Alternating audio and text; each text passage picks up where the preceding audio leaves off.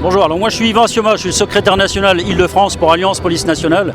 Si aujourd'hui on est là, c'est surtout pour manifester notre soutien à notre collègue qui a été mis en examen à la qualification de meurtre ou d'homicide volontaire, comme on l'entend aussi, ce qui nous scandalise, parce que de mémoire de policier, on n'a jamais eu un collègue qui a été mis en examen pour meurtre.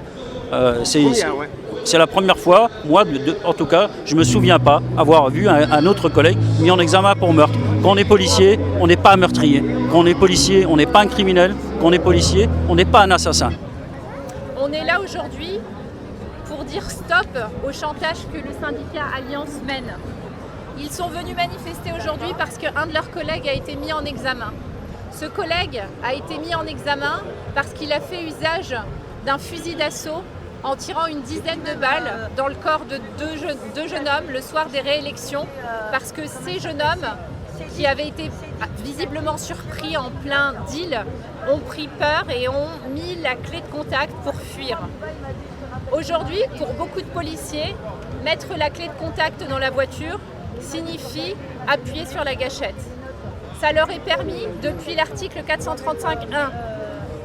C'est cette notion, cette présomption de légitime défense que les syndicats, notamment Alliance, a beaucoup œuvré à avoir et qu'ils ont réussi à obtenir durant l'élargissement, l'état d'urgence en 2017. Dites-moi, c'est quoi la légitime défense? La légitime défense aujourd'hui c'est très simple, c'est que les forces de l'ordre ont le droit de répliquer de façon proportionnelle, évidemment, et dans un temps qui doit être très court par rapport à la commission des faits. Pour une fois que la justice avance, que le policier est mis en examen, je trouve insensé et honteux et même indigne et indécent même que des policiers se plaignent que la justice se mette en place. Si vraiment il n'a rien à se reprocher, si c'est normal d'exécuter les gens de cette façon, eh bien il n'y aura pas de problème. Donc je ne vois pas de quoi ils parlent. Ils ne sont pas hors la loi, les policiers. Juste de la légitime défense. De la légitime défense. Si le jeune homme était armé et les pointait avec son arme, oui. Mais dans ce cas-là, c'est pas du tout le cas. Donc voilà, cette mise en examen avec ces chefs d'accusation nous scandalise. Raison seconde pour laquelle on se rassemble aujourd'hui. Et aussi pour faire entendre, on souhaite voir les textes évoluer et nous on souhaite par la suite avoir une présomption de légitime défense pour les policiers, notamment dans le cadre de cette affaire. Vous demandez une présomption, exactement, voilà, un changement des textes. Donc c'est pour ça qu'on alerte aussi le législateur là-dessus aujourd'hui. On souhaiterait se faire entendre par notre ministre, qu'il se fasse entendre auprès de son gouvernement, qu'il devienne notre porte-parole sur ce sujet, qui voit son collègue de la justice, est content de faire évoluer le texte dans ce sens-là. Ça éviterait qu'il y ait des policiers qui soient mis en examen pour de tels faits. Quand je dis tels faits, ce n'est pas les faits qui sont déroulés, pour de tels chefs d'accusation. Est-ce que ça a un préjudice direct sur la carrière de nos collègues? Est-ce que vous êtes en colère? Ouais. Est-ce que vous êtes très en colère? Ouais. Exprimez-le les amis, exprimez-le.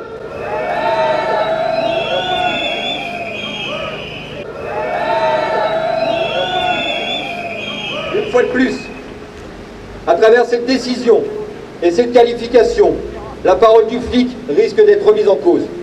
Une fois de plus, l'un des nôtres se trouve sur le banc des accusés, sur le banc comme un meurtrier. Clémence, impunité, parfois laxisme envers les voyous, justice, souvent à charge pour les policiers. Voilà la vérité. Le signal d'alarme est tiré depuis bien longtemps, et avant toute perte de contrôle de la situation, proche de l'insurrection et du chaos. Et malheureusement, ce n'est pas une posture. C'est un cri du cœur que nous vous adressons aujourd'hui. Le policier ne peut plus travailler ainsi. Nous voulons, contrairement à ce qui se dit aussi, une complémentarité police-justice. Mais force est de constater qu'une certaine frange de celle-ci ne le souhaite pas, par idéologie et dogmatisme. Puis effectivement, le métier de policier, il est de plus en plus dur, les conditions de travail sont de plus en plus difficiles et nous, on demande à ce que le gouvernement soutienne ces forces de l'ordre pour justement, si demain il n'y a plus de police en France, il va se passer quoi?